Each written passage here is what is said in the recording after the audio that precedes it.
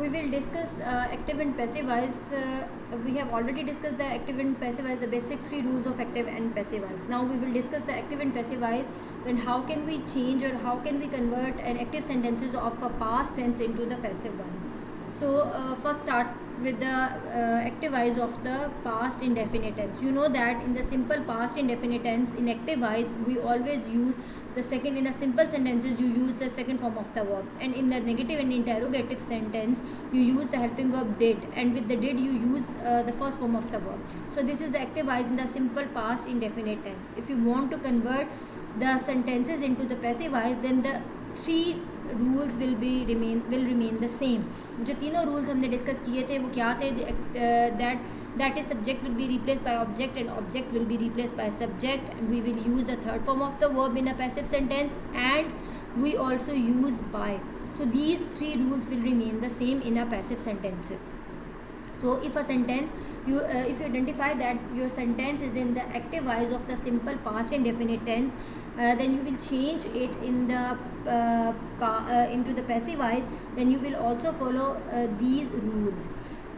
For example, if a sentence is he played a cricket. So this is a simple sentence of a past indefinite tense. ये जो है एक सादा जुमला है past indefinite tense का. Now if you want to change this sentence into the passive voice, so you will apply all the three basic rules of the passive voice. Subject will be replaced by object and object will be replaced by subject. A cricket was played by him. Now you will use was as a helping verb because the sentence is in the past tense of active voice. क्योंकि जुमला जो है वो active voice का past tense है, इसलिए यहाँ पर आप हेल्पिंग वर्ब जो यूज़ करेंगे वो वॉज एंड वर यूज़ करेंगे. क्योंकि वॉज एंड वर और also the was were and did had, these are all the helping verbs of past tense. बिल्कुल सिमिलरली जिस तरह प्रेजेंट के जो हेल्पिंग वर्ब हैं वो is, are, am, do, does और जो है हैज़ हैं, इसी तरह पास्ट के जो हेल्पिंग वर्ब हैं वो वॉज, वर और हैड जो है ये हेल्पिंग वर्ब्स हैं पास्ट टेंस के.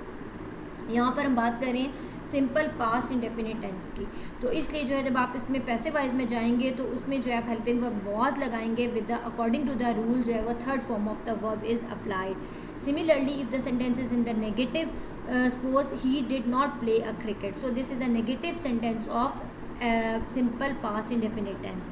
तो आप जब इसको कन्वर्ट करेंगे पैसिव वॉइस में तो a cricket was not played by him.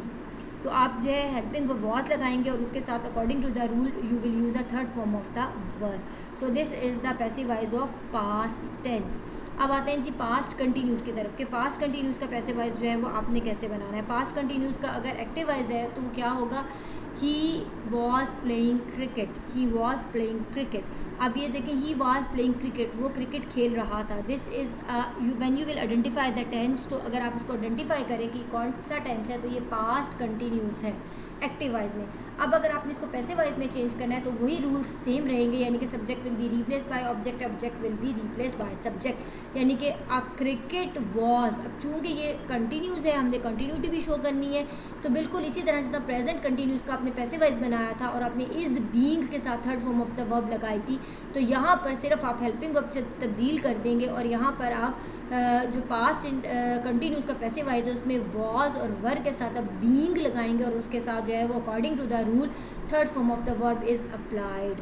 For example he was playing a cricket, a cricket was being played by him.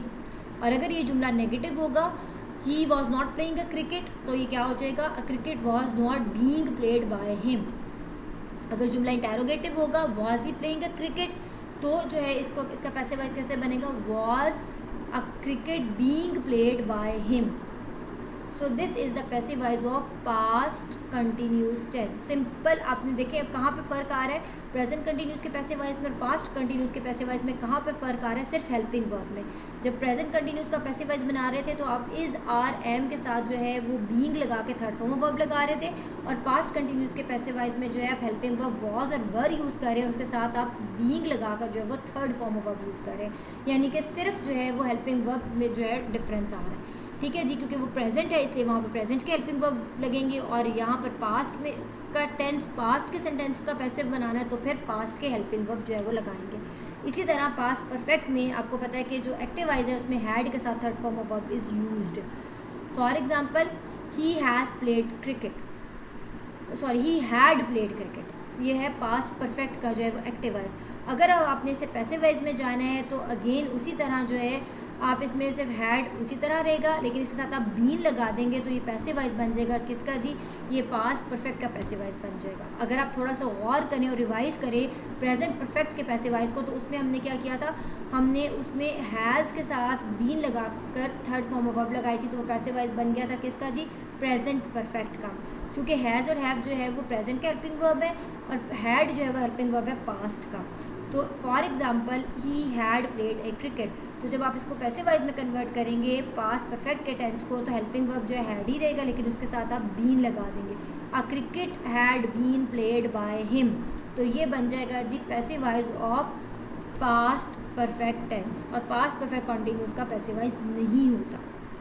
और उसमें और पास्ट परफेक्ट के पैसिव वॉइस में और पास्ट परफेक्ट कंटिन्यूस का जो एक्टिव वॉइस उसमें क्या डिफरेंस होता है, आपको मैंने कल भी हमने जब डिस्कस किया था प्रेजेंट वाले टेंसेस, तो ये डिस्कस किया था. पास्ट परफेक्ट का जो पैसिव वॉइस होता है उसमें हैड बीन के साथ थर्ड फॉर्म ऑफ वर्ब लगती है, जबकि पास्ट परफेक्ट कंटिन्यूस जो है एक्टिव वॉइस में उसमें हैड बीन के साथ first form of verb with ING लगती है.